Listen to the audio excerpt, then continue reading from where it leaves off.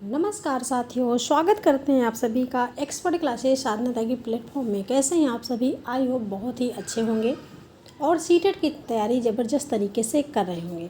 तो साथियों, ईवीएस के बेहतरीन ज़बरदस्त सेशन में आप सभी दोस्तों का दिल से स्वागत करते हैं।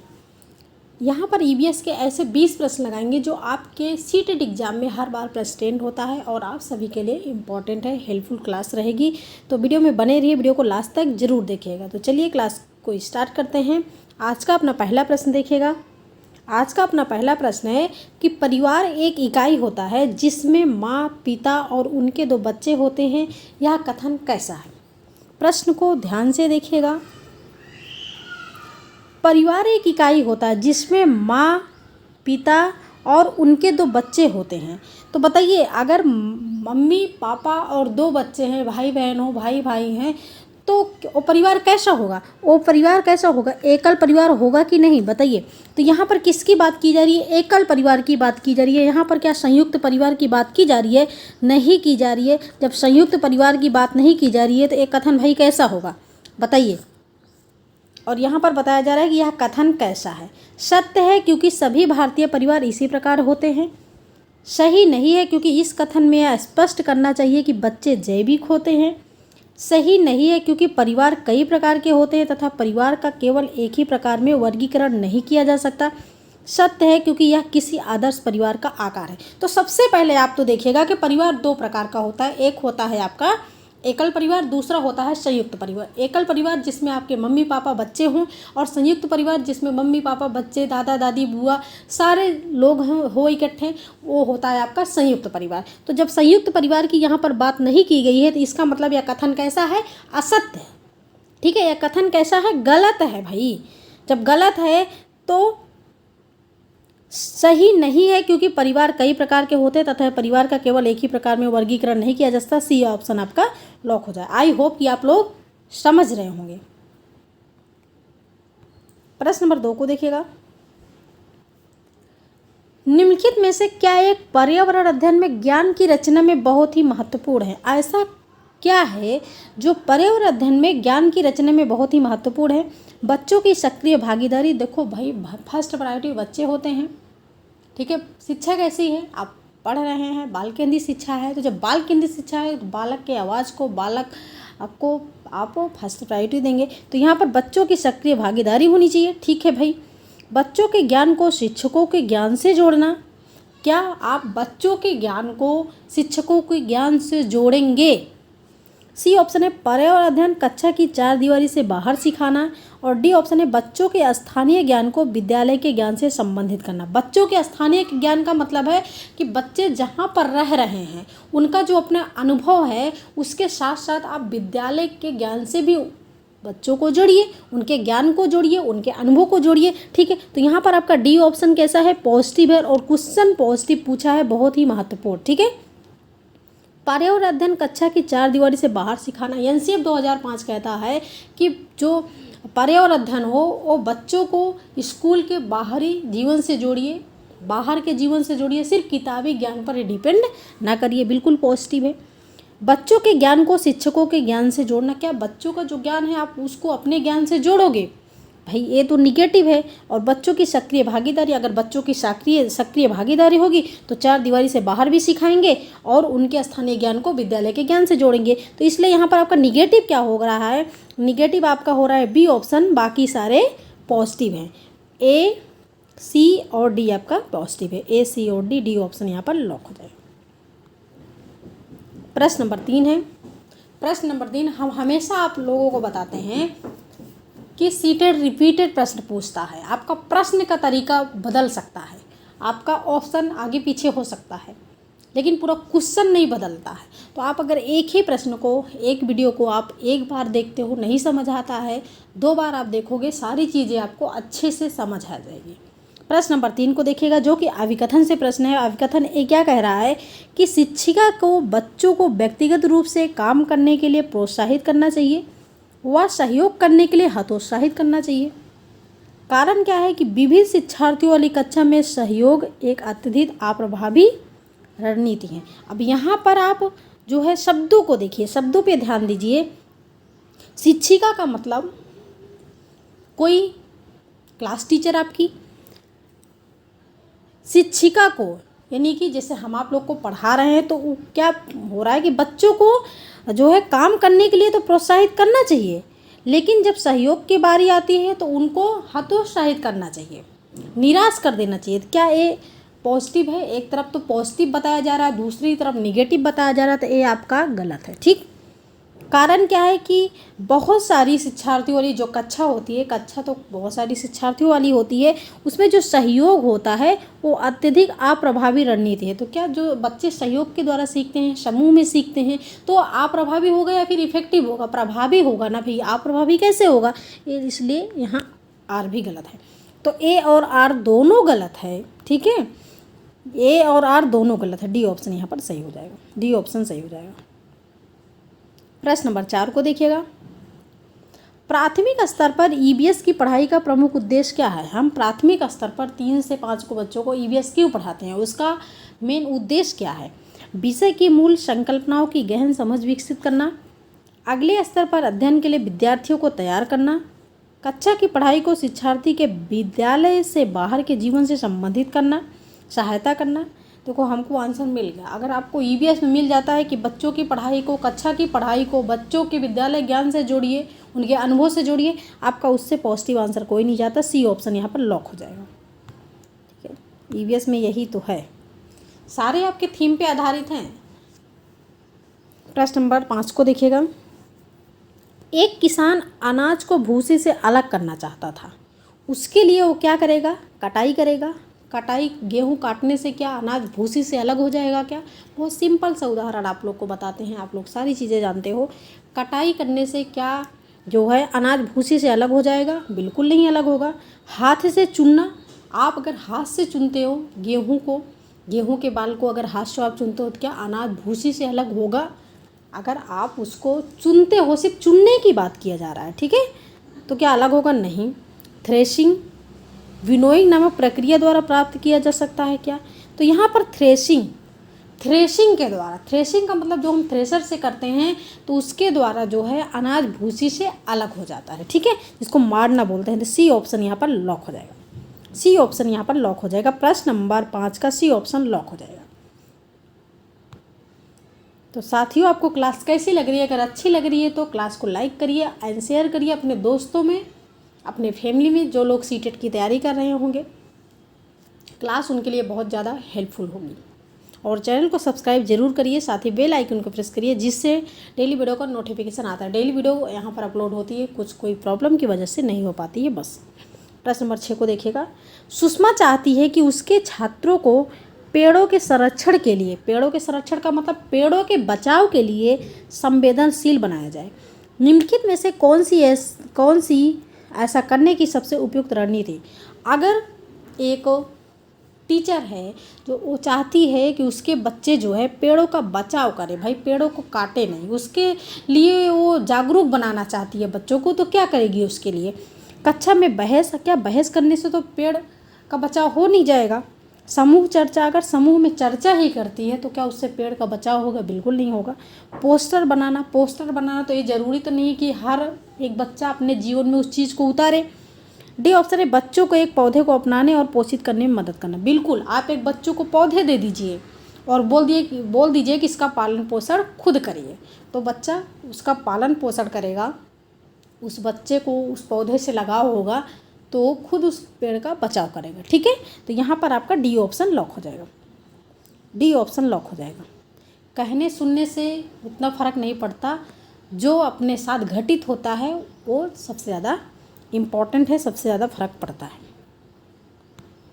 प्रश्न नंबर 7 देखिएगा। पर्यावरण अध्ययन में बच्चों को जोड़ने की सबसे प्रभावशाली युक्ति क्या है? अगर पर्यावरण अध्ययन में बच्चों को हम जोड़ना चाहते हैं उसके लिए प्रभावशाली युक्ति के, पर्यावरण अध्ययन हो, हिंदी हो, संस्कृत हो, कोई भी सब्जेक्ट हो, अगर हम बच्चों को उसमें जोड़ रहे हैं तो बच्चे क्या है 1 से 5 की बात की जा रही है, बच्चा बहुत छोटा है, बच्चे की सब जोड़ने में बच्चों को जिसमें मज़ा आएगा उसी में वो ज़्यादा जोड़ेंगे। जैसे कि कोई क्लास टीचर हो गए, अगर बच्चों को चुटकुले सुना रहे हैं, कहानियाँ सुना रहे हैं, नाटक सुना रहे हैं, तो बच्चे उनके क्लास में ज़्यादा एक्टिव होते हैं। तो इसलिए किस्से कहानी के द्वारा हम पर्यावरण अध्ययन में बच्चों को जोड़ सकते हैं। ठीक है, यहाँ पर डी ऑप्शन लॉक हो जाएगा।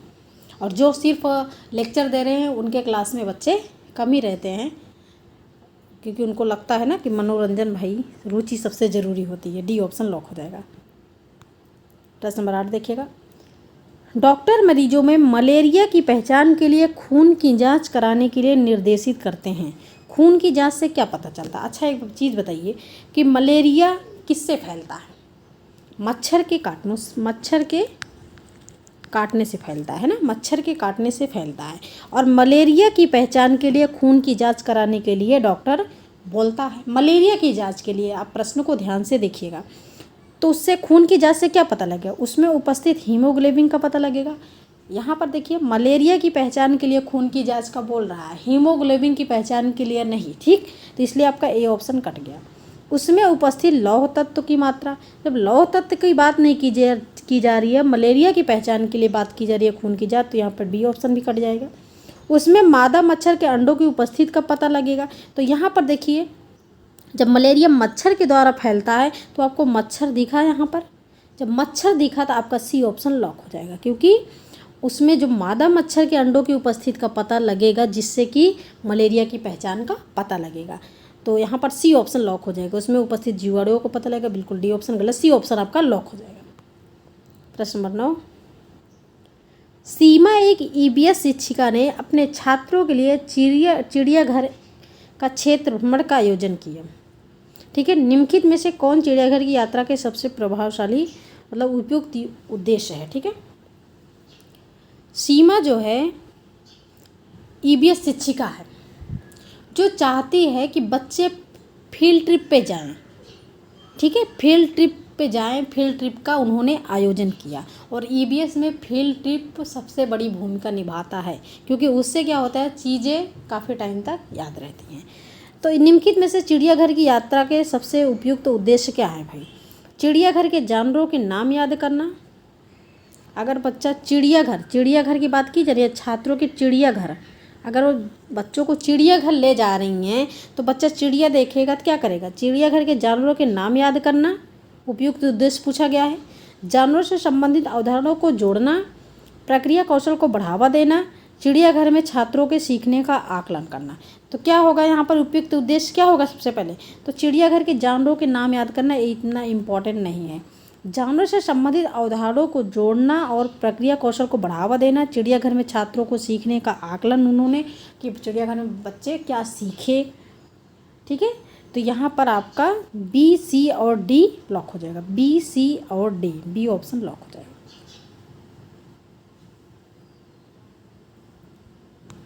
प्रश्न नंबर 10 को देखिएगा। आप चाहते हैं कि छात्र सहपाठी शिक्षा रणनीति द्वारा सीखें, आप समूह कैसे बनाएंगे? बच्चे सहपाठी द्वारा, बच्चे सहयोग द्वारा, बच्चे समूह में सीखते हैं। और अगर आप चाहते हैं कि बच्चे समूह में सीखते हैं तो आप कैसे समूह बनाएंगे? भाई सिंपल सी बात है, ऐसे समूह बनाएंगे जिसमें प्रतिभाशाली भी बच्चे हों और सामान्य बच्चा भी हो और विशिष्ट बच्चा भी हो, है ना, तीनों बच्चे हों ताकि एक दूसरे की हेल्प मिल सके। ऐसे समूह तो नहीं बनाएंगे कि सिर्फ तेज बच्चे ही का अलग समूह बना दें और धीमे धीमे बच्चों का अलग समूह बनाएंगे तो वो सीखेंगे कैसे? तो विषम समूह बनाएंगे। ठीक है, तो यहाँ पर देखिएगा कि 4 से 5 छात्रों के रोल नंबर के अनुसार समूह बनाएं, परीक्षा में प्राप्त अंकों के अनुसार ग्रेड लेवल पे शिक्षा नहीं गलत, भागीदारी और सहयोग के आधार पर एक विषम समूह। देखो विषम समूह हमेशा अगर आपको मिल जाए तो सबसे इम्पॉर्टेंट है। और यहाँ पर है समान लिंग और सामाजिक आर्थिक पृष्ठभूमि के 5 छात्रों का एक समूह बनाएं। सामाजिक लिंग आर्थिक पृष्ठभूमि जो जैसे है ना वैसे समूह गलत, यहाँ पर सी ऑप्शन आपको मिल गया। सहयोग मिल जाए, विषम समूह बनाने की बात आ जाए, आपका पॉजिटिव है। प्रश्न नंबर 11 अभिकथन से प्रश्न है। अभिकथन क्या कह रहा है कि थीम परिवार और मित्र। थीम में आपका पहला क्या है? मुख्य थीम में परिवार और मित्र। थीम आपके 6 प्रकार के होते हैं, 6 होते हैं। ठीक है, थीम 6 प्रकार के नहीं, 6 थीम होते हैं आपके। और यहाँ पर बात की जा रही है कि अभिकथन थीम परिवार और मित्र थीम है, जो ईबीएस में एक प्रमुख थीम है। पौधे और जानवरों को परिवार और मित्र के उप थीम के रूप में प्रस्तुत किया गया है। बिल्कुल, परिवार और मित्र आपका मुख्य थीम है और पौधों और जानवर आपके उप थीम है। बिल्कुल पॉजिटिव है भाई। कारण क्या है? थीम के द्वारा मनुष्य और जीवन के अनुरूपों की अन्योन्याश्रियता पर प्रकाश डाला गया। थीम के द्वारा हम जल थीम को पढ़ते हैं, परिवार थीम को पढ़ते हैं, है ना, मित्र थीम को पढ़ते हैं, यात्रा थीम को पढ़ते हैं, चीज़ें कैसे बनाते हैं और करते हैं, सारे हम थीम को ही तो पढ़ते हैं। और थीम हमारे जीवन पे हमारे जीवन के रूप में हमारे जो है अन्योन्याश्रियता पर निर्भर करता है। ठीक है, हम कैसे उसको अपने जीवन में उतारते हैं, थीम ही तो है। तो इसलिए यहाँ पर ए और आर दोनों सही है। अभिकथन और कारण दोनों सही है, और कारण अभिकथन की सही व्याख्या करता है, बिल्कुल सही व्याख्या करता है भाई। थीम के द्वारा मनुष्य और जीवन से सारी चीज़ें जुड़ी हैं। ठीक है, आगे देखिएगा प्रश्न 12 क्या कह रहा है कि निम्नलिखित में से कौन सी रणनीति भोजन थीम को पढ़ाते समय पूछताछ को बढ़ावा देगी। भोजन थीम है आपका, भोजन थीम आपका क्या है? मुख्य थीम है। तो भोजन थीम को पढ़ाते समय पूछताछ को बढ़ावा देती है। अगर आप भोजन थीम को पढ़ा रहे हैं तो क्या पूछेंगे बच्चों को? छात्रों से विभिन्न खाद्य पदार्थों के चित्र एकत्र करने के लिए कहना इतना इम्पोर्टेंट है क्या? सैंडविच, शिकंजी, लेमन वाटर वगैरह को बिना आग के पकाने का प्रदर्शन करना। छात्रों से उनके परिवार के सदस्यों की खाने की पसंद का पता लगाने के लिए कहना। भारत के विभिन्न क्षेत्रों में उपयोग किए जाने विभिन्न परिरक्षित खाद्य पदार्थों के चित्र दिखाना कहना। ठीक है, प्रदर्शन करना इतना इम्पोर्टेंट नहीं है।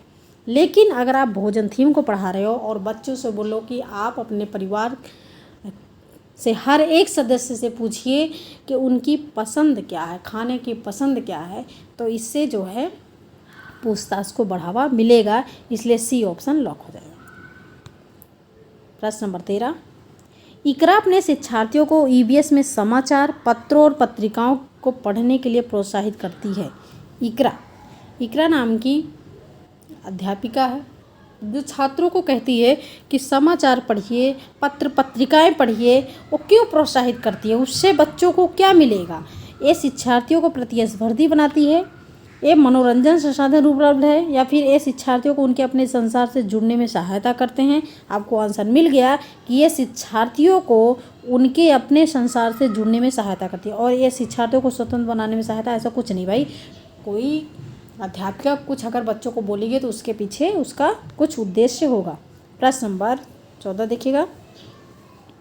प्रश्न नंबर 14 क्या करा है कि पुनीत ने अपनी कक्षा 5 के शिक्षार्थियों को मानव शरीर की एक रूपरेखा दी और उन्हें भोजन विषय पढ़ाने से पहले पाचन तंत्र को बनाने को कहा।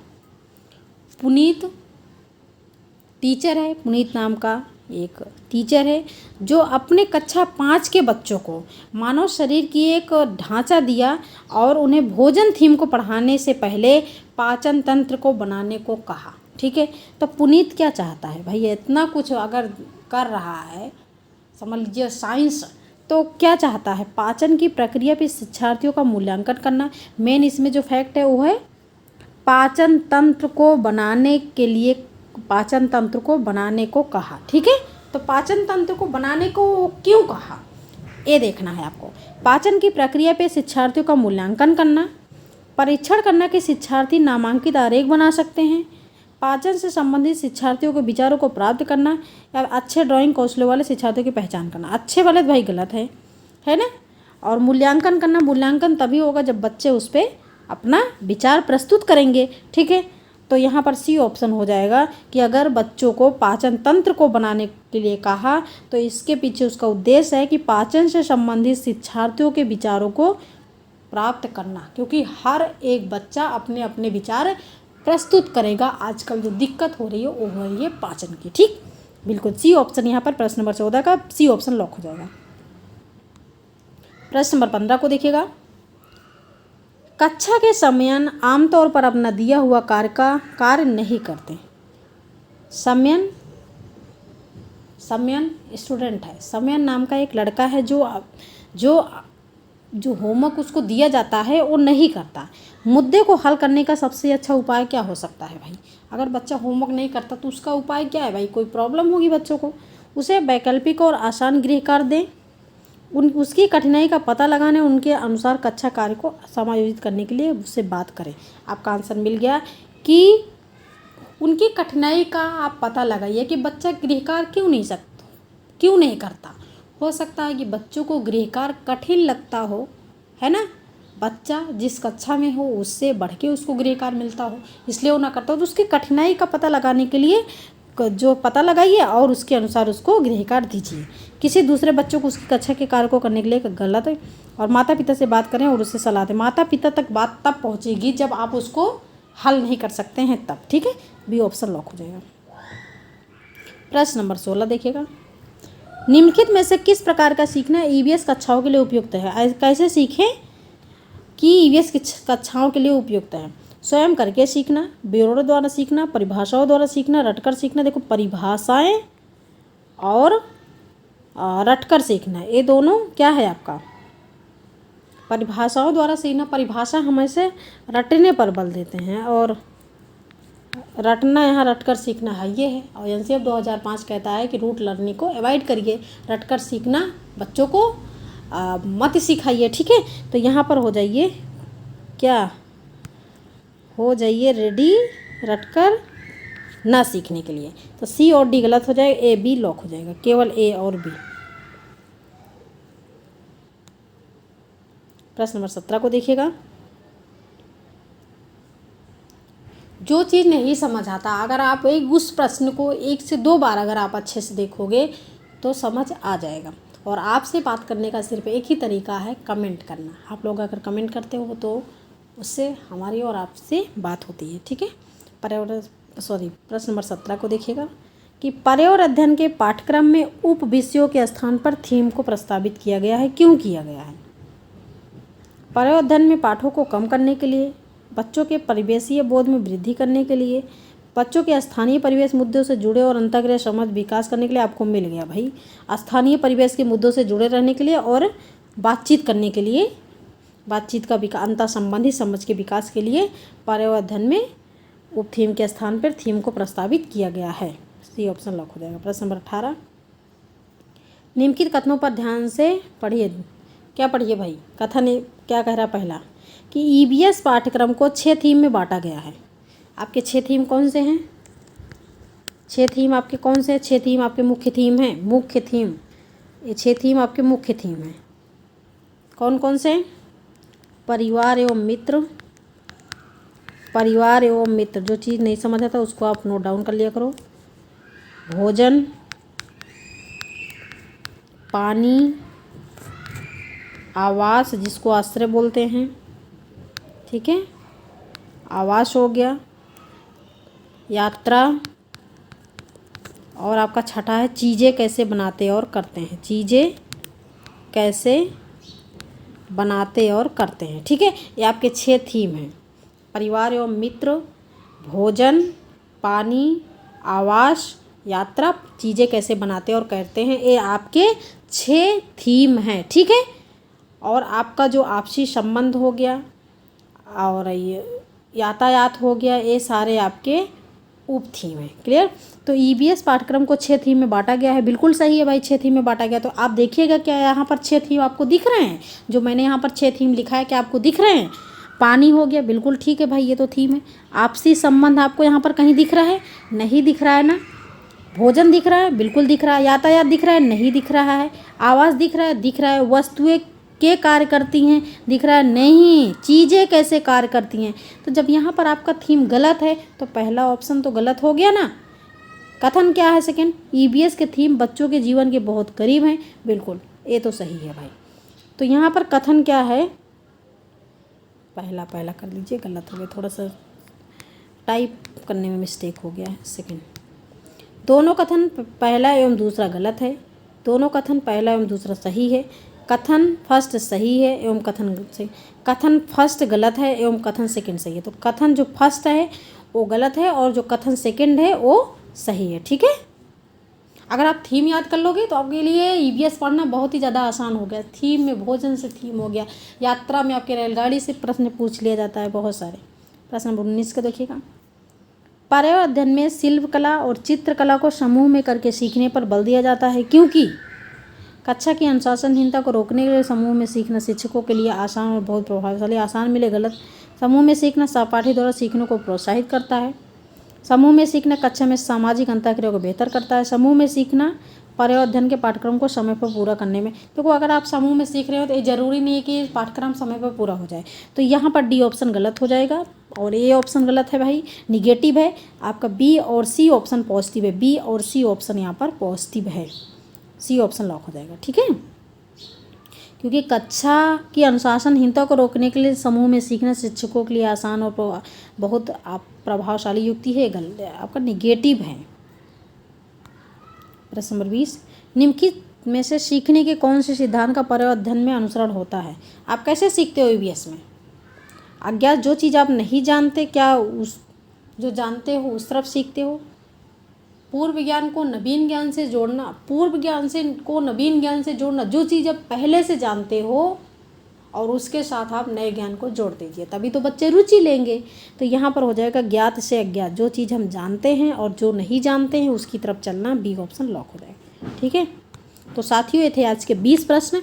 आपको क्लास कैसी लगी? अगर अच्छी लगी तो वीडियो को लाइक करना, शेयर करना और कमेंट करना कि इन 20 प्रश्नों में आपने कितना स्कोर किया, और चैनल को सब्सक्राइब जरूर करना। एक्सपर्ट क्लासेस साधना त्यागी को सपोर्ट करिए आप लोग, और यहाँ से आप लोग फर्स्ट टाइम यानी कि पहली बार में ही सीटेट को क्रैक करोगे अच्छे नंबर से। तो thanks for watching video, this is Sadhana Tyagi, expert classes.